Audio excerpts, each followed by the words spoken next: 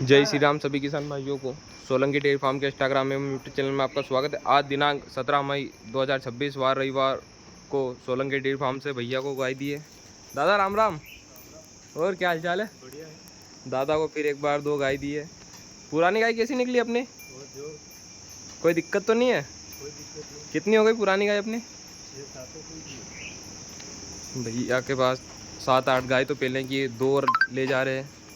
एक ये है जिसकी मिल्क कैपेसिटी 22 प्लस रहेगी और ये है इसकी भी 22 प्लस रहेगी।